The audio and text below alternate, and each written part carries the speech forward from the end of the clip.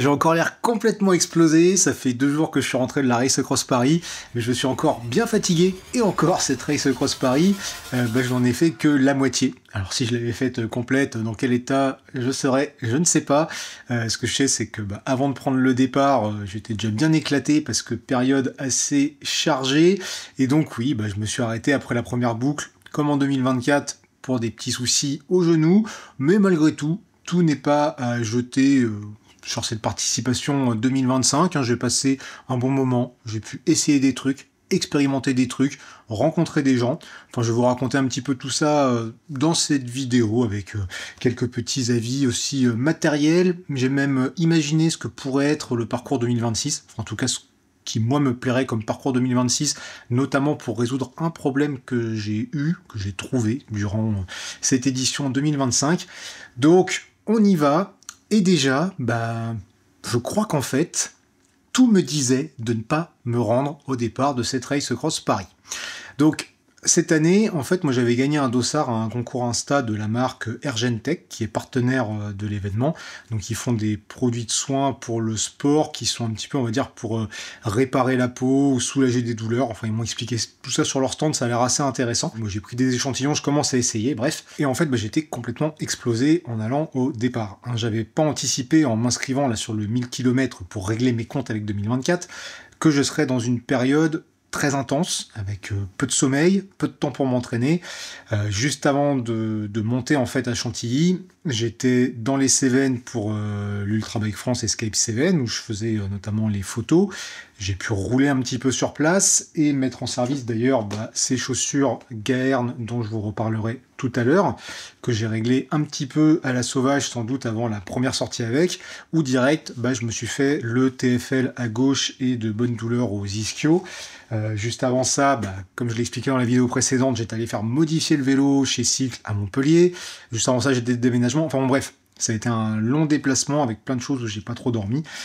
Donc ouais, je suis arrivé bien fatigué. Et surtout, il y avait des problèmes matériels au niveau du vélo. Le truc le plus gênant, c'était mon frein arrière qui devenait du genre quasi inexistant. On a dû se louper un petit peu sur la purge quand on a remonté le vélo avec Antoine chez Cycle. Et les premières sorties que j'ai fait avec, ça allait, même si je trouvais que c'était un peu mou. Puis j'ai fait une troisième sortie où là, j'étais quand même très très mou. Je me suis retrouvé dans des DFCI, là, vers où on était pour le départ de l'Ultra Bike France, là. Des DFCI qui descendaient à 15 à 17%, où sans le frein arrière, c'était un peu compliqué. Donc je serrais les manettes aussi fort que je pouvais pour descendre tranquillement, mais j'étais pas confiant. J'ai pu faire un petit appoint d'huile par le dessus, juste pour essayer d'améliorer un petit peu la chose, mais ça n'a pas suffi. Et donc, sur la route pour aller à Chantilly, j'ai posté une story Instagram pour savoir si quelqu'un avait un kit de purge à me prêter ou quelque chose, parce que je me voyais pas de prendre le départ comme ça, j'étais pas serein au niveau de mon frein. Et là, il y a Alex qui a répondu à ma story et que je remercie une nouvelle fois énormément. Alex qui a un magasin sur Crépy-en-Valois, donc dans l'Oise, c'est AB Cycle, je vous mets le lien en description de toute façon, et du coup qui m'a dit vas-y, j'ai ce qu'il faut, passe. Donc je suis passé dans son magasin et on a pu purger le frein, donc maintenant ça fonctionne bien, j'ai pu partir serein de ce côté-là, mais après avoir purgé le frein, en remontant la roue arrière, donc je remonte la roue et je fais il y a un truc qui va pas quand même. J'ai le dérailleur, il était comme ça. Voilà, et Alex me dit oui tiens, j'allais te dire ton dérailleur est tordu. Je fais putain, mais j'avais pas fait gaffe. Et c'est vrai que le vélo était tombé dans l'espèce de petit mobil-home cabane qu'on avait là dans les Cévennes. Et j'avais pas vu que c'était tordu. Quand j'avais ciré la chaîne la veille, j'avais bien senti que ça grattait un peu sur les pignons du bas, mais j'avais pas fait gaffe. Et il était quand même bien tordu. Alors Alex me dit attends, j'ai tout ce qu'il faut pour la redresser, donc il la redresse, et puis moi je dis non, t'embête pas, je t'achète une patte de dérailleur si t'as ça en stock. Pas de chance, il l'avait pas en stock. Donc déjà, le truc qui est impératif, c'est toujours d'avoir 2 pattes de dérailleur, d'en avoir une de rechange, parce que on n'est pas à l'abri justement que le vélo tombe ou ce genre de choses. Sur ce vélo titane que j'ai actuellement, c'est une patte de dérailleur SRAM UDH. Donc quelque chose qui devient un petit peu standard maintenant, qui n'est pas propre à un cadre en particulier. Et en partant de ce truc-là, je m'étais dit, le jour où j'ai besoin, après tout, je trouverai ça dans un magasin, puisqu'on commence à en trouver partout. Encore faut-il que le magasin en ait en stock, et encore faut-il que la casse n'arrive pas, admettons, à 2 heures du mat, dans la Pampa, parce que là, pour trouver un magasin, c'est compliqué, ouvert, c'est encore plus compliqué à cette heure-là, et en plus, bah voilà, faut qu'il y ait du stock. Moralité de l'histoire, faut avoir le matos en rab. Bref, Alex a pu redresser ça, et en repartant, j'ai mis une nouvelle story sur Instagram pour demander si quelqu'un avait une pâte à me revendre sur Chantilly ou le secteur. Et là, il y a Laurent qui m'a répondu, et que je remercie beaucoup également, qui m'a dit « J'ai ça, j'habite à Bois-Colombes. Bon, Bois-Colombes, c'est dans le 92, le parcours n'y passe pas spécialement. Et il me dit, bah, je vais rouler tous les jours à Longchamp, je peux rouler là-bas entre telle heure et telle heure. Ok, bah c'est plus ou moins l'heure à laquelle je vais passer. Du coup, bah, je te retrouve sur Longchamp, et puis bah, comme ça, je peux valider cette nouvelle quête annexe qui est de trouver une patte de dérailleur de secours au cas où. Parce que là, on a redressé, ça fonctionne pas trop mal, mais si en cours de route, faut changer, même chose, je serai quand même un peu plus serein. Donc, déjà, une partie des soucis de régler, et je passe la nuit à Chantilly, dans mon van, sur le parking de la Halle des Bourgognes, où se trouve le départ. Je passe une très bonne nuit. Je suis tellement fatigué que je dors très bien. Et le matin, j'ai mis, je sais pas, le réveil à 7 heures, je crois. Je commence à me réveiller tout doucement, sans le réveil. Et là, dans ma tête, j'étais chez moi, dans mon lit, tranquille, en train de me dire... Bon, bah ce matin, je termine de traiter les photos de l'UBF, là. Et puis cet après-midi, je vais me faire ma petite sortie vélo, peinard. Et là, je bouge le bras pour voir l'heure sur la montre. 6h53. Et là, je fais, mais c'est bizarre, il fait frais quand même en dehors de la couverture. Il fait même très frais pour que je sois chez moi. Je ne suis pas chez moi. Là, retour à la réalité, je suis dans mon van et... Ah ouais, c'est la Race Cross Paris, il faut que j'aille rouler 1000 km. Bon, petit déj quoi. Et ensuite, je vais pour faire checker le vélo, le matériel obligatoire, récupérer donc cette enveloppe. Donc ils ont fait des jolies enveloppes, je trouve, vous voyez, où ils expliquent en fait comment fixer la plaque de cadre, comment mettre les stickers sur le casque. Enfin, c'est bien ce qu'ils ont fait, avec en cadeau dedans, notamment l'affiche de l'événement, dans un tube comme ça en carton. Je l'avais déballé pour voir, c'est un papier qui est très épais, c'est vraiment bien. Donc voilà, je récupère ce petit kit, je fais contrôler mon matériel, et au passage, je peux voir comment c'est aménagé cette année dans la salle et tout. Et comme d'hab, on sent que l'organisation, elle est top. Hein. Franchement, c'est carré, c'est propre. Enfin, les événements Race Cross, pour ça, vraiment, il n'y a pas grand-chose à dire. C'est bien organisé, c'est bien foutu. Donc, tout ça se passe le matin. Et après, je discute, je mange. On a le briefing, j'ai préparé mon matos. Je retourne faire une petite sieste. On constate de nouveau que la météo annoncée pour les quelques jours de l'événement va être juste nickel. Hein. Pas trop froid, pas trop chaud, pas de pluie, du soleil, un petit peu de vent, peut-être, voilà, mais franchement bien. Bref, nous arrivons donc au moment tant attendu de prendre le départ. Enfin, tant attendu, je ne sais pas, parce que j'étais pas du tout à fond dedans. J'arrivais pas du tout à me mettre mentalement dedans. Voilà, j'étais fatigué, je l'avais pas en tête d'aller faire 1000 bornes, mais je me suis dit, comme on dit, l'appétit vient en mangeant, donc il suffit de se mettre à rouler, et puis on verra comment ça se passe. Et moi, mon départ, il était à 12h40 et 30 secondes, donc déjà d'une, plus ou moins l'heure où je suis censé manger, et juste avant l'heure de la sieste. Donc comment dire que prendre un départ à cette heure-là, moi, c'était pas mon grand kiff, mais c'est comme ça, et pourquoi pas, essayons. Donc, je prends le départ, mais alors en mode... mais tout tranquille, avec ma motivation de l'extrême du jour. On part cette fois-ci pas dans la même direction que l'année précédente, on va directement devant le château de Chantilly, avec des petits pavés qui te secouent la gueule là, pour te réveiller. Donc en plus il fait beau, c'est sympa pour commencer, c'est très touristique, très joli. Et après, le début, voilà, tranquille, je force pas. Et j'ai en tête de toute façon pour les premiers kilomètres d'essayer de solutionner quelques douleurs, quelques inconforts que j'ai, notamment ce TFL encore qui se fait sentir, me poser mieux sur le vélo parce que j'ai pas eu le temps de bien faire tous les réglages, peut-être régler les chaussures. Donc en partant, je n'hésite pas de temps en temps à m'arrêter, essayer un petit peu de bouger la hauteur de selle, essayer de bouger un petit peu les cales, enfin ce genre de choses je le fais régulièrement. Et en même temps, je fais un petit peu des recherches quelquefois sur internet pour me remettre en tête, bon tiens j'ai mal là, ça peut être ça, et ainsi de suite, pour réfléchir à des solutions. Donc je roule tranquille vraiment pour faire ça. Mais au bout d'un moment, je sais plus au bout de combien de kilomètres, peut-être 50, 60, je sais plus exactement, on commence à rentrer vraiment en région parisienne, enfin proche Paris. Et là, ça prend un tournant, je trouve, un petit peu moins agréable. Au début, c'est un petit peu des routes en forêt, des machins et tout. Et là, on se retrouve vraiment en pleine ville. Et c'est vraiment arrivé à Deuil-la-Barre, là, dans le Val d'Oise, que je trouve que ça devient chiant, où on commence à se taper un peu plus de circulation et surtout des feux rouges assez longs et qu'on n'est pas censé pouvoir passer, puisque pas de panneau M12. Vous savez, les panneaux M12, c'est ce qui autorise un cycliste à passer au feu rouge dans le sens de la flèche qui est sur le panneau. Donc, moi, respectant le code de la route, je m'arrête un petit peu à tous les feux rouges, et du coup, ça devient extrêmement long.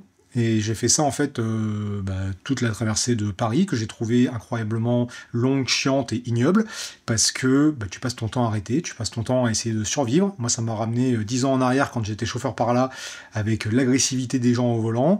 J'ai pas apprécié du tout, en fait, traverser Paris comme ça en plein après-midi. Pour moi, c'est ni fait ni à faire. À vélo, c'est pas kiffant. Alors je suis un des seuls couillons à respecter tous les feux rouges, tous les machins. La plupart des autres participants, je les voyais passer. Hein. J'ai vu deux groupes de 4. Donc il y a solo, duo ou quatuor. Le deuxième groupe de 4 suivait le premier, me dit « Oh bah non, nous on fait ça parce que ceux de devant ils connaissent ». Ok, bon, chacun fait ce qu'il veut, hein, je m'en fous. Mais mon avis là-dessus, c'est que déjà d'une, quelque part, ça peut fausser la course pour ceux qui font la course, parce que si dans les premiers, t'en as un qui respecte le code de la route et l'autre pas, je pense qu'à la sortie de Paris, t'as vite 1 à 2 heures d'écart. Franchement, c'est ça que ça a donné. Hein. J'ai vu le temps que j'ai passé à l'arrêt et tout. Enfin, c'était chiant. Vraiment, c'était chiant. On était censé voir les monuments, les machins. Je suis même pas sûr qu'on ait vraiment le temps de les voir, puisque t'es plutôt en mode survie. À quel moment je vais me faire défoncer par une bagnole? Comment ça se passe et tout? Où je dois passer aussi? Parce qu'on nous avait dit au briefing que ça passait beaucoup par des pistes cyclables. En effet, il y en avait. Le problème, c'est qu'en suivant la trace sur le compteur, la trace, généralement, elle restait sur la route, donc on va dire sur la droite, mais souvent la piste cyclable était à gauche. Donc déjà, il fallait voir comment y rentrer, il fallait voir parfois comment en sortir, il fallait voir comment était la jonction. Ça correspondait pas toujours, par exemple, au sens dans un rond-point par rapport à la trace sur le compteur. Donc ouais, moi, j'ai pas apprécié. Bon, après, il y a quand même eu 1 ou 2 passages sympas. C'est vrai que passer au Trocadéro, où là, du coup, il y avait pas de voiture, c'était piéton. C'était un peu plus chouette, un peu plus dégagé aussi au niveau de la vue. Enfin, de toute façon, plus on descendait dans Paris, plus on arrivait, on va dire, sur les beaux quartiers, et ça devenait un peu moins agité et un peu plus joli. Mais bon, c'est ce qui fait aussi que là, j'ai réfléchi, parce que c'est bien de dire c'est chiant de passer à Paris à cette heure-là, ça me plaît pas et tout, mais il faut apporter des choses un peu constructives. Donc, comme je disais au tout début, j'ai imaginé ce que pourrait être un parcours 2026, et je vous en parle tout à l'heure. Bref, Paris, ça devient un peu plus sympa quand on atteint le bois de Boulogne, où on retrouve un petit peu de verdure, un petit peu plus de calme. Et donc là, on accède à Longchamp, où je n'étais jamais allé. Et c'est vrai que Longchamp, quand tu fais du vélo là-bas, ça peut être agréable. Hein, c'est quand même un truc assez grand, ça bombarde, c'est sympa, il y a des fontaines pour se ravitailler. Je retrouve Laurent donc pour la patte de dérailleur. Il fait le tour avec moi, puisque lui roulait par là, et puis il a l'habitude. Donc il me raconte 2-3 petits trucs sur le coin, enfin c'est sympa. Maintenant, j'habiterai par là, faire des tours comme ça tout le temps, et à un moment ça me gaverait vite, mais au moins ça donne une option quand on est sur place. Sorti de là, on a encore un petit peu de circulation par endroit, et on se tape un mur là dans... Merde, je sais plus quelle ville dans le 92 à côté, peu importe, c'est pas sur Rennes, c'est l'autre à côté, enfin bon, on s'en fout. Et on accède petit à petit à la forêt de Fos-Repose, où là, je fais un ultime réglage de cale sous mes chaussures, parce qu'en fait, j'avais une douleur à l'intérieur des cuisses, au niveau juste au-dessus du genou. C'est une douleur que j'avais déjà eue récemment, en fait, que j'avais solutionnée, du moins j'avais eu l'impression de la solutionner en montant un petit peu ma selle petit à petit, et au fur et à mesure de mes recherches et tout, en fait, j'ai vu que ces douleurs pouvaient être dues au fait que les pieds soient trop rapprochés l'un de l'autre, enfin du moins qu'en latéral, il faille régler un petit peu pour écarter les pieds avec les cales, notamment ce genre de choses. Donc ce que j'ai fait, c'est que je me suis arrêté, vous voyez, pour mettre les cales au maximum, comme ça, là, à l'intérieur des chaussures, pour que ça écarte, en fait, mon pied sur la pédale. Donc du coup, que ça bouge le pied comme ça. Et là, l'effet, il a été immédiat. Plus de douleur. Là, il me restait maintenant une petite douleur, toujours TFL, ischio gauche. J'ai une petite raideur aussi en haut du mollet droit. Mais pour ce qui a été à l'intérieur des genoux, là, nickel. Donc là, je repars, c'est top. Mais pour autant, je suis pas encore bien dedans. Je suis encore un peu fatigué. Il y avait quand même un petit peu de chaleur, donc j'ai un peu de mal à rester bien hydraté, mais la journée commence à se terminer. Enfin, on arrive dans la soirée, voilà, les lumières deviennent plus agréables et tout. On arrive à Versailles, qui est un petit peu, on va dire, le dernier coin très fréquenté de la chose. Et voilà, après ça sort de là et ça commence à rouler un peu mieux, commence à être plus sympa. Donc ça devient cool. On arrive au bout de 140 km à Rambouillet. Et Rambouillet, bah, c'est un petit peu la première grosse ville qu'on trouve après Paris, on va dire. Donc bah là, tout le monde s'arrête un petit peu se ravitailler, et forcément, bah, je le fais aussi. Mais j'arrive déjà pas forcément très tôt, il y a déjà plus tout d'ouvert, plus toujours grand-chose dans les vitrines, et je trouve une boulangerie presque à la sortie de la ville, où ce que je trouve à acheter, bah, c'est des choses qui m'inspirent que moyennement, mais bon, j'ai pris ce qu'il y avait, qui avait pas l'air si mal. Pizza au thon, flan coco, je mets ça dans ma petite musette Cyclite, j'adore ce truc, je l'avais déjà essayé sur la Race Cross France, notamment. Et elle est vraiment super pratique. Au final, je l'ai eu sur le dos bah, de ce moment-là, Rambouillet, jusqu'à l'arrivée à Chantilly, parce qu'elle se fait pas sentir. Alors il y a des moments où j'avais plus rien dedans, mais j'avais la flemme de la ranger. Et son principe, en fait, c'est que vous avez une attache, enfin une troisième attache, un troisième point de fixation ici, ce qui fait que ça reste stable sur le dos. Moi, j'ai juste suggéré comme amélioration que, au lieu d'avoir ce crochet ici en plastique, ce soit une boucle magnétique type feedlock ou un truc comme ça, ce qui permettrait de le manipuler plus facilement en roulant, notamment si, comme moi, on ne sait pas trop faire de vélo sans les mains. Donc ils ont noté la suggestion, je pense que enfin, ça risque d'arriver à un moment, mais vraiment elle est légère, elle est bien, elle est compacte, enfin bref, j'adore. Donc je pars avec ça dans la musette, et en sortant de Rambouillet, bah ça y est, le soleil commence à se coucher, on a des jolies routes, mais on a aussi des espèces de chemins bitumés un peu en forêt, que je trouvais quand même plutôt agréable pour se balader, qui, je pense, ont fait pester les purs routards, parce que c'était des chemins qui serpentaient un petit peu comme ça en forêt, avec parfois des racines, avec parfois des petits morceaux enfin des petites sections gravillons. Donc les purs routards ont dû râler un peu, on était plus sur du all road, enfin moi je l'ai bien aimé, au moins c'était calme, pas de bagnole et tout. Et donc ouais, là on arrive lever de soleil, coucher de soleil, pardon, et ça devenait vraiment agréable. Et pendant cette petite traversée forestière, bah, il me restait toujours un peu cette tension en haut du mollet. Et je me dis, bon, là c'est peut-être que ma selle est un peu haute, alors je vais faire un essai. Je l'ai vachement descendu, tellement descendu que j'étais pas à l'aise, j'arrivais plus à avancer, j'avais l'impression que je pédalais avec les genoux qui montaient comme ça. J'ai roulé comme ça 3-4 bornes et j'ai dit, bon allez, c'est pas possible, je la remonte là où elle était. Et en faisant ça, bah, j'avais plus une seule douleur. Là, il y a tout qui est passé, je sais pas pourquoi. Enfin, c'était nickel, ou alors c'est grâce à ce truc-là que j'ai avalé en même temps, là, le gel au miel Oversteam.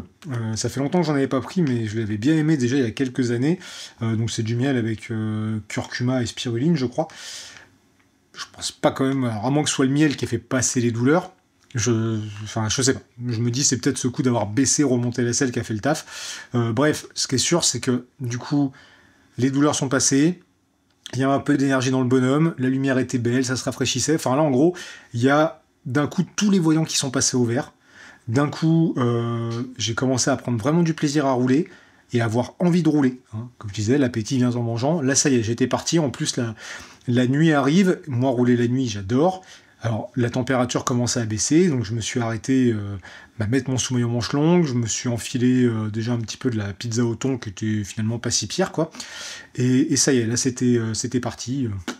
Je roule. Là, ça y est, je kiffe. Là, je kiffe. Et on arrive ensuite à Chartres, donc qui était à peut-être, je sais pas, 50-60 bornes de Rambouillet, donc je crois que c'est le kilomètre 200, un truc comme ça. Chartres où il faisait déjà nuit, et où je me dis, ce serait quand même bien de retrouver un repas un peu conséquent. Là, je voulais, cette année, vraiment me concentrer sur manger comme il faut. Et en rentrant dans Chartres, eh ben, je vois un truc éclairé. En fait, c'est une petite pizzeria qui était encore ouverte. Puis il y avait des vélos devant et un gars en fait que je connais qui s'appelle Thomas. Si je me trompe pas, on avait roulé ensemble sur un gravelman en Bretagne. Donc je m'arrête, discuter un petit peu. Je lui dis tiens, elles sont bonnes les pizzas et tout, qu'est-ce que ça donne? Il me dit bah ouais, elles ont l'air grosses et tout, mais le gars en a plus. Il avait épuisé son stock de pâtes. Bon, merde. Et à l'intérieur, il y a un autre gars qui s'appelle Antoine, et Antoine, que je ne connaissais pas mais qui est abonné à la chaîne, me dit ah Julien viens, j'ai pris une pizza mais je vais pas réussir à tout manger, si tu veux je t'enfile la moitié. Donc je lui ai demandé si vraiment il était sûr de pas vouloir l'emporter et tout, il m'a dit non vas-y, moi ça passe pas, moitié-moitié c'est bien. Donc une moitié de pizza 4 fromages, ça m'a refait, Enfin, franchement, Antoine, merci beaucoup parce que bah, là, c'était nécessaire pour moi de manger, ça a fait vraiment du bien. Puis on a passé un bon moment. Et d'ailleurs, si ça vous intéresse, Antoine, il a fait une vidéo de sa Race Cross Paris 1000 km. Hein, je vous mets le lien en description. Vous pourrez aller voir si ça vous tente. Hein, comme ça, lui, il a fait le parcours complet. Repartant de là, le ventre plein et tout va bien. Je kiffe ma vie, je roule de nuit, je suis content. Voilà, la nuit est un peu fraîche, mais ça va. On a parfois peut-être un petit vent légèrement de face ou 3/4 face qui aide pas non plus à se réchauffer. Et au bout d'un moment, je me dis, allez, je mets les jambières, on va garder aussi les genoux au chaud, puis je vais quand même pas très chaud. Je vais changer de gants, je vais changer de chaussettes aussi, surtout pour mettre des chaussettes un peu plus chaudes que j'avais emmenées. Parce qu'en fait, oui, j'avais emmené plein de bordel dans mes sacoches. Ce que j'avais pas emmené par contre, c'est ma doudoune que j'ai un peu regretté en fin de nuit. À la place, j'avais pris la doudoune sans manche Sirocco, je vous en avais déjà parlé, je trouve ça vachement bien, ça reste assez compact, ça tient chaud, et je m'étais dit que ça, avec par-dessus ma veste imperméable Gore, bah ça ferait le taf, et ça a fait le taf, même si par moment il faisait un petit peu froid quand même. Et pour en revenir au niveau des chaussettes, en les changeant, je me suis aperçu que mes pieds, ils étaient tout blancs. Genre ça a macéré, ça a été compressé, c'est vrai que j'étais plutôt bien calé dans les chaussures. Et je pense que ça, c'est dû au fait que dans les pompes, j'avais enlevé les semelles d'origine pour mettre celles-ci. Les semelles des chaussures Bont, des Vapor-G, que j'avais hésité à utiliser en fait de base, parce que je suis bien dedans, sauf côté gauche, j'ai une douleur sur l'extérieur du pied ici, parce qu'elles sont très rigides et je pense que c'est un peu serré, j'ai une espèce d'excroissance osseuse qui fait que ça doit venir taper. Mais les semelles qui sont dedans, en fait, vous voyez, il y a un renfort pour la voûte plantaire ici, elles sont très rigides, et apparemment, moi, ça me ferait pas de mal d'avoir justement un renfort pour la voûte plantaire, alors que les semelles d'origine des Galernes, elles sont beaucoup plus souples, et du coup pareil me cale un petit peu moins bien le pied gauche qui lui est un peu plus petit que le pied droit. Bref, donc j'ai tenté ces semelles là, mais voyant l'état de mes pieds, je me suis dit ça va pas le faire, c'est peut-être trop serré, les pieds respirent pas, le sang peut-être circule mal, là en plus je mets des chaussures, des chaussettes un peu plus épaisses, donc je remets les semelles d'origine. Est-ce que c'est ça qui plus tard a causé la douleur au genou? Je ne sais pas. On reviendra sur les hypothèses de ça dans la suite de cette vidéo. Bref, je fais tous mes petits changements, je repars, je continue de kiffer ma vie à rouler de nuit. Tout va bien jusqu'à 2h du mat. 2h du mat, pouf, gros coup de barre, je commence à m'endormir un peu sur les prolongateurs. Enfin, voilà, là, ça m'est tombé sur le coin de la gueule, mais d'un coup, j'ai rien compris. Donc tout de suite, fallait réagir. Première réaction, c'est je m'envoie ceci, le gel café, la Chi-Over Steam. Ça, c'est vraiment le truc que j'ai sur moi. Ça fait des années que j'en prends, où c'est marqué limite dessus à craquer en cas d'urgence. Et c'est dans ces cas-là où je commence à m'endormir, où je m'envoie ça. Sauf que là, ça m'a pas fait l'effet que ça fait d'habitude. Ça m'a pas relancé direct. Donc je devais vraiment être bien éclaté. Et rapidement, je décide de faire une micro-sieste. J'ai mis 7 minutes. Ne me demandez pas pourquoi, je fais toujours des micro-siestes de 7 minutes. Ça a fait le taf, j'aurais peut-être dû dormir plus, peut-être, ça m'aurait peut-être pas fait de mal. Ces 7 minutes m'ont quand même bien relancé, même si j'étais pas au meilleur de ma forme, et surtout je voulais pas m'arrêter trop longtemps, parce que comme je l'ai dit, j'avais pas emmené ma doudoune, éventuellement j'aurais pu sortir le bivy, mais bon voilà, et comme il faisait pas chaud, je voulais pas trop me refroidir, donc je me suis dit, au pire je referai ce type de micro-sieste, mais finalement ça a été. La route continue, et peut-être 2 heures après cet épisode endormissement, je commence à sentir, malheureusement, une petite douleur dans le genou droit, et uniquement le genou droit. Donc dans la rotule, ça fait un peu comme les douleurs de l'année passée, ces douleurs que je connais bien, où on sent que c'est... ça doit être un tendon qui s'inflamme, quelque chose, enfin on sent le truc qui pue, quoi. Mais ça reste subtil. Ça reste discret, ça reste... si je m'arrête quelques instants, ça disparaît. Quand je repars, je le sens pas tout de suite, je le sens que dans certains cas. Enfin, c'est pas significatif encore. Il y a un petit truc qui est là, mais c'est pas encore très significatif, donc je m'inquiète pas plus que ça. Je fais attention, mais voilà, je me dis que ça va aller. Plus ou moins en fin de nuit, vers un petit peu après ça, en fait, je crois, vers 5h du mat, peut-être, ou 5h30, je retrouve d'autres personnes que j'avais déjà vues sur le parcours avant. On arrive dans Rouen, et la traversée de Rouen, comme ça, de nuit, je l'ai trouvée très sympathique. C'était joli, les vieilles rues de Rouen, il y avait quelques cerisiers en fleurs, on passe au pied de la cathédrale. D'ailleurs, cathédrale, il me semblait qu'on devait voir celle de Chartres aussi, et on n'est pas du tout passé par la cathédrale de Chartres. Voilà, je sais pas. Avant ça, on est passé par Dreux, on est passé par Évreux. Ça m'a fait plaisir de repasser d'ailleurs sur des routes que je connaissais bien, où j'ai pu aller livrer, que j'ai souvent pris aussi en voiture pour les compétitions de tir à l'arc, les machins. Ça m'a fait marrer de les prendre comme ça de nuit à vélo. Bref, la traversée de Rouen est sympa, mais l'heure du petit-déj arrive quand même fortement. Malheureusement, il est encore un petit peu tôt pour les boulangeries. Et peut-être qu'on aurait dû, à un moment, on a vu un boulanger justement qui était dans sa boutique en train de bosser. On aurait peut-être dû essayer de toquer à la porte, voir s'il pouvait pas nous fourguer un truc à cette heure-là. Il était peut-être 5h30. Je sais qu'un autre participant a réussi. Il me l'a dit sur le parcours.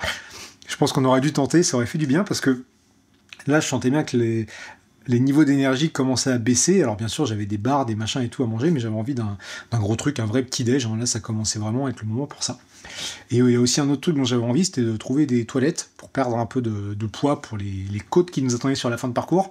Malheureusement, tous les chiottes publics de Rouen et les villes juste à côté étaient fermés. Peut-être que ça n'ouvre qu'à 6h du matin ou 7h, j'en sais rien. Enfin, tout a été fermé, donc rien trouvé. Le petit-déj, en fait, je ne trouverai rien avant la ville de Forges-les-Eaux, qui est peut-être une bonne vingtaine de kilomètres plus loin.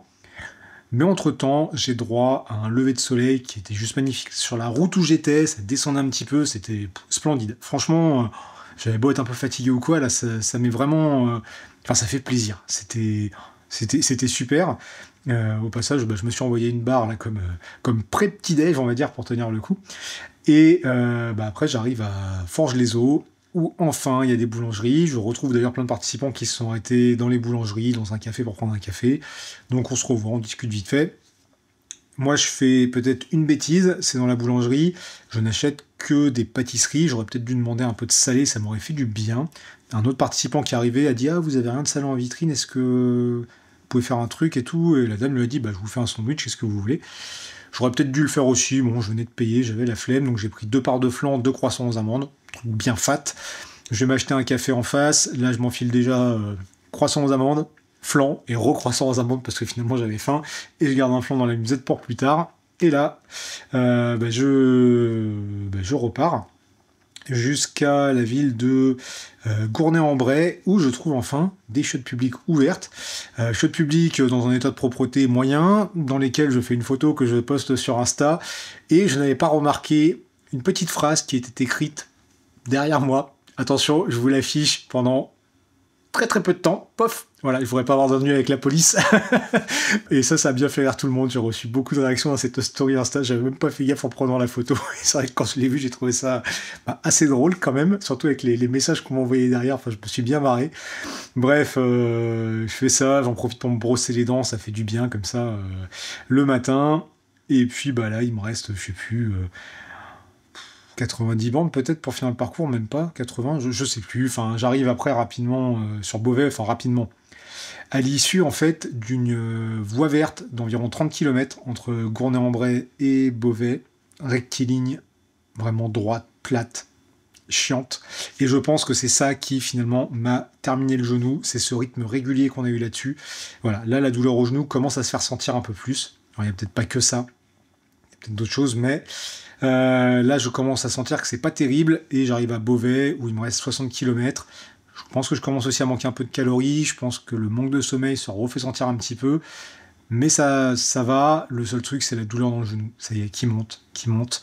Et quand on commence à prendre des buzz, des machins, qu'il faut se mettre en danseuse, je sens bien comme si ma jambe était plus courte en fait, que le haut et le bas de la jambe, limite, il n'y avait plus rien entre les deux au niveau du genou et juste cette douleur. Enfin, c'est vraiment pas agréable et là je commence à me poser quelques questions, mais je me dis allez, il faut atteindre la base de vie, on va se reposer, on verra ce que ça donne. Aussi, il y a la chaleur qui commence à revenir et malgré tout, que ce soit moi ou la plupart des autres, on a du mal à se découvrir. Comme il a fait froid la nuit, peut-être que le vent est froid aussi, on reste quand même habillé assez chaudement, avec la plupart des trucs. Même si petit à petit, j'enlève mes gros gants pour repasser à des gants courts, j'enlève le bonnet, ce genre de trucs, mais j'arrive quand même à supporter encore le gilet doudoune, des trucs comme ça. Et de toute façon, j'ai cette douleur au genou qui fait que je m'arrête plusieurs fois, que je réfléchis à des trucs, je retourne des trucs. Mais voilà, le plus important maintenant, c'est d'arriver à la base de vie à Chantilly, base de vie que j'atteins après 25 heures et 17 minutes, si je ne me trompe pas, de promenade. J'arrive, je sais plus, j'étais un petit peu avant 14 heures. Je pensais arriver plus tôt, dans la nuit, vu comme j'avais repris à rouler, le plaisir que je prenais et tout, je pensais arriver plus tôt. malheureusement les choses ont changé, et voilà. Donc j'accroche mon vélo à l'extérieur, là, sur les portes vélo qu'ils ont mis en place, je prends quelques affaires, je rentre, et je commence par aller manger, et là on voit encore que l'organisation elle est très cool, parce que pour manger, on a un buffet, avec toujours des bénévoles aux petits soins, enfin c'est super. On a du riz, des pâtes, il y a des sauces, genre sauce tomate, ratatouille, ce genre de choses. Il y avait de la soupe aux champignons, je crois, qui m'a pas trop tenté. Pour mettre dans le riz ou les pâtes, il y a du fromage, il y a du jambon. Après, il y a des gâteaux. Et tout ça, on peut se servir. En fait, c'est assez... Enfin, c'est à volonté, quoi. Donc, t'as faim, tu manges, quoi. Et ça, c'est cool. Donc là, déjà, je m'envoie grosse gamelle de riz, jambon, fromage, machin. Ça fait du bien. Je voulais de l'eau gazeuse. En fait, l'eau gazeuse, c'est pas ils te servent un gobelet et tu reviens, c'est limite déjà ils t'apportent les trucs à table pour que tu puisses te poser. Enfin, moi j'étais plus prêt à attendre. Enfin, mais c'est vraiment ils sont adorables, ils sont petits soins, c'est super. Et puis ils te laissent la bouteille, comme ça après tu fais ta vie quoi. Donc non, franchement ça c'était top. Je mange, je m'envoie une douche. Et je vais dans la salle de repos, là, le dortoir, en me disant je me fais une sieste d'environ 3 heures pour laisser tout ça bien reposer. Alors, l'année dernière, quand j'étais allé dans cette salle, il faisait nuit, et donc j'avais pas fait gaffe, mais en fait, quand il fait jour, la salle, elle est pas dans le noir. Hein, c'est des grandes fenêtres sur le bord, c'est pas fermé, donc t'as de la lumière. C'est vrai que ce serait agréable d'avoir la salle noire. Je me prends un lit de camp sur le côté, moi j'avais enfilé des petites chaussures autres que mes chaussures de vélo, donc ça va, je fais pas trop de bruit, mais plus tard, j'ai entendu beaucoup de bruit, parce qu'en fait, c'est vrai qu'il y a toujours ce sol en bois. Quand tu marches avec des chaussures de vélo, mais c'est juste infernal. Ça réveille tout le monde, je pense. Et ça serait bien, par contre, là, au niveau orga, de trouver un système peut-être avec des tapis pour amortir ou quelque chose. Parce que c'est vrai que... Ou de dire aux gens, enlevez vos chaussures de vélo avant de rentrer. Parce que là, ça tape, c'est l'enfer, quoi. Donc il y a eu aussi un gars qui ronfle. Enfin bon, bref. Au bout d'une heure et demie, je me suis réveillé, je dormais plus. Et je retourne manger. Je retourne manger tout en constatant que... le genou, c'était pas ça, peut-être même les genoux, parce que celui de gauche tire un petit peu au réveil. Et là, je commence à me dire, ouais, ça va être compliqué. S'il fallait repartir pour 100 bornes, 200 bornes, voilà. Là, repartir pour 500 bornes avec les Ardennes où ça va grimper un peu plus fort et tout, ça m'inquiète un petit peu. Je pense que le genou pourrait tenir un temps. En fait, j'ai fait beaucoup de tests. J'ai même pris mon vélo, je suis allé pédaler dans la rue en appuyant fort pour voir. Là, j'ai senti que j'avais repris de l'énergie, que ça allait beaucoup mieux. Mais au bout de 3-4 allers-retours comme ça, bien appuyé, je sens quand même que le genou droit, ça pique un peu. Donc ouais, j'ai mis très longtemps à me décider, mais finalement, en fin de soirée, j'ai dit je rends le tracker parce que finir pour finir, au final, ça m'intéresse pas. Ce qui m'intéresse, c'est de prendre du plaisir, c'est de me faire plaisir sur le vélo, c'est pas d'aller me blesser bêtement pour longtemps. L'année dernière, ça a peut-être duré 3 à 6 mois l'histoire. Donc voilà, ça fait chier, mais j'ai préféré m'arrêter. Hein, maintenant, chacun en pensera ce qu'il veut. Moi, je préfère garder mes genoux, j'en ai besoin pour bosser prochainement. J'ai quelques trucs qui arrivent où le vélo est nécessaire pour bosser et donc remplir un petit peu mon frigo, hein, parce que voilà, si je peux pas bosser, je mange pas. Donc il y a ça aussi. Et par contre, il y a un truc qui m'inquiétait un peu sur cette seconde boucle, c'était le ravitaillement, parce que là, on montait par Soissons, Hirson, tout ça, et c'est des coins, je pense, où il n'y avait pas forcément trop de quoi manger. Et donc en repartant le soir ou de nuit, peut-être pas facile. Et le truc qui est très très cool, c'est que en fait sur la base de vie, il proposait à celles et ceux qui allaient repartir de prendre des sandwichs. Donc en fait de faire des petits sandwichs avec un peu ce qu'on voulait dedans, enfin par rapport à ce qui était dispo, jambon, fromage et tout, pour avoir du ravito sur soi. Donc ça j'ai trouvé que c'était vraiment une bonne idée. Ça fait plaisir, encore une fois, comme je l'ai dit, l'organisation, elle est très bien. Voilà en gros pour le récap peut-être un petit peu long de cette histoire. Et maintenant, je vais vous montrer ce que j'ai un petit peu imaginé comme parcours que pourrait être cette Race Cross Paris en 2026. Voilà, Arnaud et ton équipe, si vous passez par là, ce n'est qu'une suggestion, hein, mais je me dis, ça pourrait être intéressant, voilà, je vous l'affiche, en fait, pour ne pas passer à Paris en plein après-midi, dans le cas où le départ reste aux alentours de midi. Donc, nous avons ici le départ à Chantilly. Moi, je propose en fait une première boucle, ici, avec Paris au milieu. Donc, dans l'idée, c'est de partir en allant d'abord explorer le Vexin et tout ça, qui, je pense, peut être très sympa. Et encore, je vous dis ça, vous voyez, là, j'ai fait passer ici... par mes rues, mais il faudrait presque descendre en fait plus bas. Pourquoi pas descendre ici, l'île Adam, et aller explorer en fait toute cette partie-là. qui peut être vraiment très joli dans le Vexin, voilà. Hop, on vient ici, on va rattraper Vernon. Vernon aussi qui va être joli comme ville, et puis après là, bon là vous voyez on remonte un petit peu dans le Vexin aussi, là c'est Cergy-Pontoise, on redescend du côté de Saint-Germain. Alors tout ça j'ai juste posé des points dans Open Runner, hein, ça a tracé le parcours en automatique, j'ai pas affiné quoi que ce soit, c'est juste pour avoir un peu la forme de la chose et avoir l'idée. Et donc l'idée par rapport à Paris, en fait c'est ici d'y rentrer par le bois de Boulogne d'un côté, donc vous voyez après environ 250 km. Tout ça, c'est indicatif, hein, puisque le truc est vraiment tracé à la nique. Après, bon, là, j'ai mis comme ça dans Paris, mais on traverse Paris comme on veut. Et l'idée, c'est que là, après 250 bornes, bah, théoriquement, on arrive dans la nuit. L'idée, je pense, c'est de faire Paris entre 2 et 6 heures du matin, où c'est sans doute un peu plus tranquille, où il y a sans doute aussi toujours des possibilités de se ravitailler, et où, je pense, avec l'éclairage, il y a des bâtiments, des monuments qui sont plus mis en valeur que ce qu'on peut avoir la journée, et comme il y a moins de circulation, ça peut être une ambiance sympa, je pense que ça peut être cool. Et après, l'idée, c'est de ressortir de Paris par l'autre bois qui est ici, qui est le bois de Vincennes, donc pour revenir sur un peu de verdure et des choses un peu plus sympathiques et tranquilles. Et après, bon, là, j'ai fait la boucle comme ça qui part dans le 77, et c'est de remonter là derrière Château-Thierry, puisque tous les ans, ils aiment bien passer à Château-Thierry, apparemment. On revient comme ça, retour à Chantilly, et ensuite, l'idée de la deuxième boucle, c'est d'aller voir la mer. Voilà, et là vous voyez j'ai placé le Touquet, pour référence au départ, ex-départ maintenant de la Race Cross France. Donc voilà, faire une petite promenade en bord de mer, qui pour certains sera peut-être au lever du jour, pour d'autres au coucher du soleil, pour d'autres peut-être en pleine journée, peu importe. Mais je me dis que ça peut être sympa, et ça fait une boucle avec cet objectif d'aller voir la mer avant de rentrer à Chantilly. Et vous voyez, là en traçant à l'arrache, ça fait dans les 1000 bornes avec 8000 et quelques de D+, ce qui, je crois, correspond à peu près à ce qu'était le parcours cette année en termes de distance et de dénivelé, enfin environ. Donc je me dis, voilà, pourquoi pas, c'est une idée. Maintenant, dites-moi ce que vous en pensez dans les commentaires. Je sais pas de quoi sera fait le parcours 2026, mais j'avoue que c'est un truc comme ça, ça me tenterait bien d'y revenir.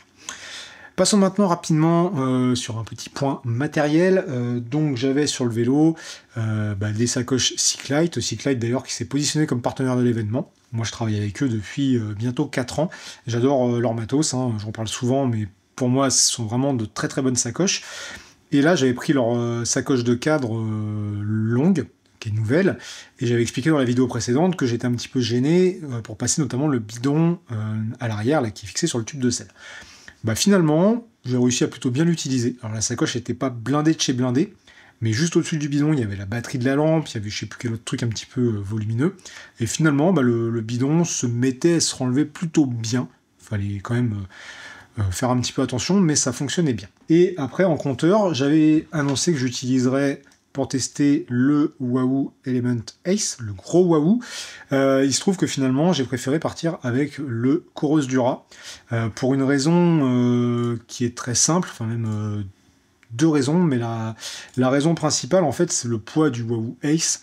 Quand je l'ai installé sur le petit support que j'ai sur mes prolongateurs, je trouvais qu'il bougeait beaucoup. Et franchement, j'ai eu peur qu'avec le poids, à force, le truc casse, ou je sais pas.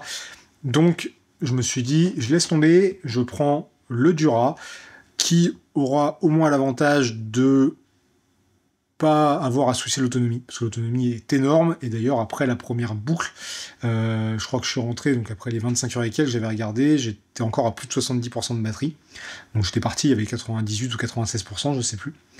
Et quand je l'ai coupé le soir, il avait encore perdu un petit peu, parce que comme il était à l'intérieur, je pense qu'il cherchait beaucoup le GPS, mais franchement, au niveau autonomie, c'est top. Par contre, au niveau navigation, il est encore un peu lent. Il y a des fois, dans des ronds-points, dans des machins, t'arrives pas bien à visualiser quelle sortie tu dois prendre, et à cause de ça, une ou deux fois, j'ai pris les mauvais itinéraires, j'ai dû très rapidement faire demi-tour, revenir sur le bon truc, mais globalement, j'en ai été satisfait. Et l'autre raison qui m'intéressait de l'utiliser, en fait, c'est ça. C'est, vous voyez, là, je suis dans Open Runner, j'avais chargé du coup le parcours, et j'ai mis en fait des villes-étapes. Vous voyez, j'ai mis ce qu'on appelle des POI. Donc j'avais mis certaines grosses villes, sans m'amuser à repérer spécialement le parcours. Mais l'idée de faire ça, c'est qu'en fait, je sais que sur le Coros, automatiquement, quand je vais charger les PX, il va reprendre ces POI et les mettre comme un petit peu des checkpoints. Donc l'idée qu'il y avait derrière ça, c'était que au lieu qu'au début, au départ, ça me dise il te reste 509 km, puisque c'était la distance du parcours, c'était que par exemple, pour Rambouillet, ils me disent il reste 140, 150 km, et que sorti de là, pour la prochaine ville, il restait peut-être 50 km. Donc ça permettait de découper un petit peu le parcours par étapes, et c'est vrai que mentalement, c'est agréable aussi, parce que tu te fais des checkpoints comme ça, peut-être tous les 50 bornes, ça te met des étapes, et puis ça te permet de te dire, voilà, je sais que dans 50 bornes, théoriquement, je suis dans une grande ville où je vais trouver un petit peu des services qui vont être nécessaires, que ce soit en ravitaillement, en chiottes, en machin, en truc. Donc ça peut être pas mal.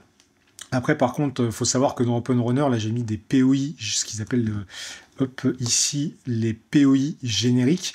Et en fait, les POI génériques, même si j'ai mis un texte, vous voyez, par exemple, ici, j'ai marqué Beauvais.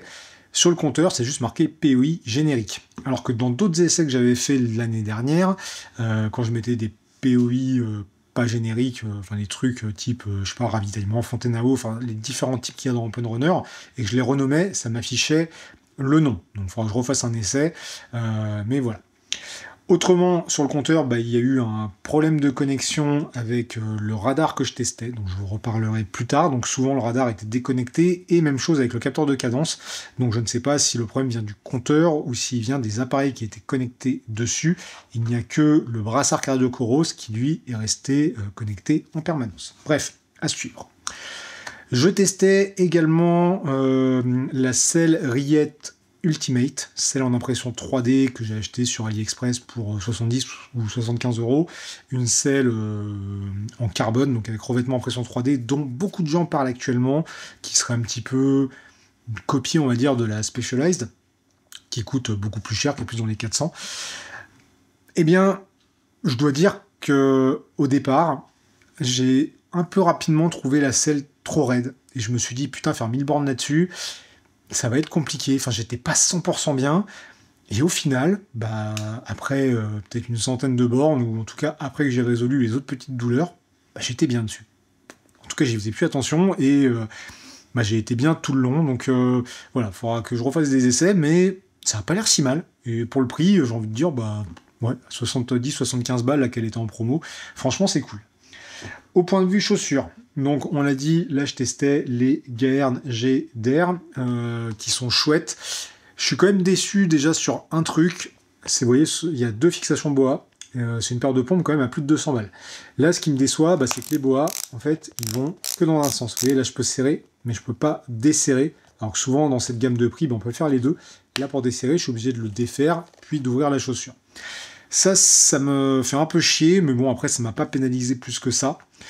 Au niveau de l'espace que j'ai pour mes pieds, c'est peut-être encore un peu limite devant, ce qui peut expliquer pourquoi j'avais les pieds blancs. Quand je suis arrivé à Chantilly, j'avais remis les semelles d'origine, j'avais encore un peu le bout des orteils blancs, enfin les pieds qui avaient macéré, c'était pas l'idéal. Est-ce que c'était d'avant, et le fait d'avoir mis les couvre-chaussures par-dessus, ça a maintenu cette humidité, c'était pas top. Du coup, est-ce que ça l'aurait fait direct avec les semelles d'origine? Je ne sais pas, ça sera à retester. Après, c'est quand même plutôt confort. Et là où elles sont extrêmement confortables, je trouve, c'est pour marcher. Franchement, pour marcher, elles sont terribles. Alors, ils ont mis des semelles avec des crampons Michelin. Je suis pas sûr que ça fasse une grande différence, peut-être pour l'accroche. Mais j'avais marché, quand j'étais pour l'UBF, j'étais allé faire une sortie, là. À un moment, j'étais tombé sur un truc, les cascades du Sautadet, je crois, un truc comme ça dans le Gard. Enfin, un spot qui était vraiment très très beau, mais où c'est des espèces de gros cailloux, on pouvait clairement pas rouler, donc je marchais dedans en portant mon vélo, et pour marcher, je les ai trouvés vraiment, vraiment super. À l'arrière du vélo, je l'avais annoncé, j'ai fixé la petite Stutz Misty, donc que j'ai mis en éclairage arrière et qui me permettait d'avoir ma batterie de secours de frontale directement sous un éclairage. Je l'ai laissé allumer quasi tout le long, pas grand chose à dire là-dessus. Il n'y a pas eu de souci, mais je pense que ça peut être une bonne idée d'avoir cette config avec la frontale et celle-ci en lampe arrière qui ont les mêmes batteries pour pouvoir switcher. Voilà, et ça tient bien. Je pense que ça, normalement, ça se met sur le tube de selle. Moi, je l'ai mis sur le tube de selle, mais du cadre, en fait. Et voilà, voilà, c'est une idée comme ça, je suis plutôt content. En cuissard, j'avais pris le cuissard Sirocco, qui est pas très très cher, je crois, alors cuissard gravel avec des poches. J'en avais déjà parlé plusieurs fois, qui m'avait satisfait sur d'autres épreuves un peu longues, mais là c'est la première fois que j'ai fait si long avec. Franchement, il est confort. Les fringues Sirocco, il y a du bon, du moins bon. Vous voyez, j'aime beaucoup leur maillot mi-saison, je sais plus lequel là. J'ai une fermeture qui a pété alors que le truc était pas très vieux, donc je suis pas sûr qu'ils aient toujours les meilleurs contrôles qualité, les meilleurs trucs, les meilleurs machins, mais globalement, c'est une marque qui, je trouve, propose quand même des produits corrects pour le prix. Et puis, il y a une réduc là, que je vous remets dans la description, je crois qu'il y a 10%. Donc, il y a des choses valables. Et ce Cuissard est bien. Le seul truc, c'est que j'ai trouvé que peut-être qu'il me tenait un peu chaud au bas-ventre pour la journée, mais autrement, très bien. Voilà un petit peu pour le matériel. Ah si, tiens, vite fait, j'ai essayé toujours de chez Oversteam, la boisson Hydrixir Ultra. J'ai vachement apprécié. Moi, je suis pas trop boisson énergétique de base, mais là, c'est déjà au niveau du goût que j'ai trouvé assez léger. Ici, là, j'ai une citron vert. Je pensais que la menthe serait ma préférée, mais je crois qu'en fait, ça a été celle-ci. Peut-être avec le côté un peu plus acidulé ou quoi, enfin, pour la journée, quand il faisait un peu plus chaud. Enfin voilà, je l'ai vraiment bien aimé, et je pense qu'en termes d'apport d'énergie, elle a fait son taf, parce que quand j'en avais, j'étais... Enfin, voilà, ça roulait bien, et je poursuivrai mes essais avec. Maintenant, les hypothèses sur les genoux. Pour moi, il y a plusieurs choses. Déjà, est-ce que, comme je l'ai dit, l'histoire des semelles, d'avoir moins de support pour la voûte plantaire, ça joue. C'est vrai que quand on voit les semelles de ce type-là, quand ils les vendent, et j'avais acheté aussi des semelles de la marque Ergon, ils expliquent qu'avec plus de support, ça réaligne les genoux, blablabla. Et moi, j'ai bien remarqué que quelquefois, quand je pédalais, dans la phase de poussée, j'ai le genou qui partait à l'extérieur et qui revenait à l'intérieur en remontant. Alors, est-ce que c'est dû aux semelles? Est-ce que c'est dû aussi à des réglages? Je pense qu'il faut peut-être encore affiner hauteur et recul de selle, sans doute.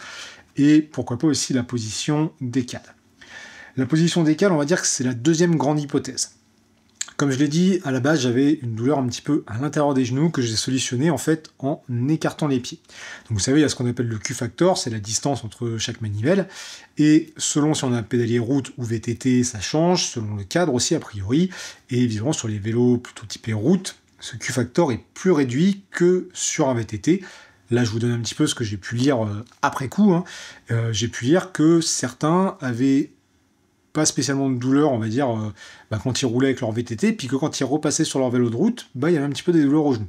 Donc a priori, ce Q-factor peut jouer, ce qui peut être logique quelque part, si avec un vélo, on peut pédaler comme ça, droit, puis si l'autre qui est plus réduit, ça fait qu'on se retrouve un petit peu comme ça. Donc je me dis, il y a un truc à explorer de ce côté-là, et aussi, moi, normalement, il me semblait que je roulais souvent en canard, donc avec les talons qui viennent frotter les manivelles, et c'est pour ça qu'au tout début, quand j'avais acheté les premières chaussures avec cales que j'avais, je les avais positionnées au final de cette manière-là, sans me poser de questions, simplement pour pas que mes talons touchent les manivelles. Avec celle-ci, j'ai l'impression que par contre, je peux pas avoir trop les pieds qui se mettent en canard, alors que naturellement, si je les regarde, là, même en étant debout, ils sont comme ça, si je suis assis sur une table, ils sont comme ça. Là, j'ai l'impression que ça vient en butée et ça garde le pied un peu plus parallèle à la manivelle, ça empêche de le mettre comme ça. Bref, peut-être qu'il y a une position naturelle à retrouver pour écarter les pieds. J'ai vu on pouvait mettre a priori jusqu'à 2 mm de rondelle sur la pédale pour l'écarter de la manivelle. Donc peut-être que je vais tester ça. Je sais pas. Est-ce que vous avez déjà été confronté à ce problème? Est-ce que je me dis qu'il y a un truc à creuser. Et après, l'autre hypothèse que j'ai, c'est peut-être tout simplement un manque de renfort. Peut-être que je dois faire du renforcement musculaire à ce niveau-là. C'est vrai que l'année dernière, quand j'ai vu un podologue, on avait fait des semelles, donc au final je me sers pas, bref. Il m'a donné pas mal d'exercices, le kiné aussi. Donc peut-être qu'il faut que je renforce un petit peu les jambes pour que ça encaisse mieux. Et après, il y a aussi un autre truc que je me dis, c'est est-ce que tout simplement, il n'y a pas un moment, dans les épreuves comme ça où j'ai eu mal au genou, où au final, j'ai le corps qui était trop fatigué, trop en manque de calories, et où du coup les muscles n'encaissaient plus, et c'est ce qui vient provoquer cette douleur au genou, parce que il n'y a juste plus rien qui tient en place.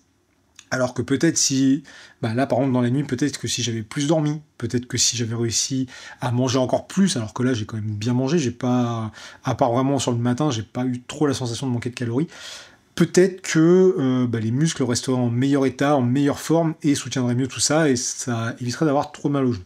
Donc voilà, je rentre quand même avec plusieurs pistes à explorer, plusieurs choses à essayer. Donc maintenant, il n'y a plus qu'à. Et là, j'ai pas encore refait de vélo, mais j'ai déjà pas de douleur au genou, là, en étant debout, en marchant, tout ça. Donc je pense que j'ai bien fait de m'arrêter pour, comme je l'ai dit, ne pas avoir une blessure long terme et pouvoir rapidement m'y remettre, solutionner ce problème. Et si je devais conclure, pour la Race Cross Paris en elle-même, je dirais que, comme je l'ai déjà dit, c'est vraiment un bel événement bien organisé, c'est très chouette, il y a vraiment c'est une très belle expérience. Et maintenant, est-ce que j'y reviendrai? Sans doute. Et qu'est-ce que je vais faire d'autre cette année? Bah, je ne sais pas encore, du moins en termes d'événements. Par contre, ce que je sais, c'est que je pense que je vais d'abord chercher un peu plus des solutions pour pas me retrouver encore avec ces douleurs qui me pourrissent un peu la vie à ce niveau-là. Et quand j'aurai trouvé des choses, ou que je penserai vraiment avoir trouvé quelque chose, bah là, pourquoi pas retourner sur des trucs un petit peu longs pour vraiment en profiter. Et sinon, bah, d'ici là, peut-être faire des choses plus courtes pour pas arriver à un seuil où je risque trop de me blesser. Voilà. Ciao.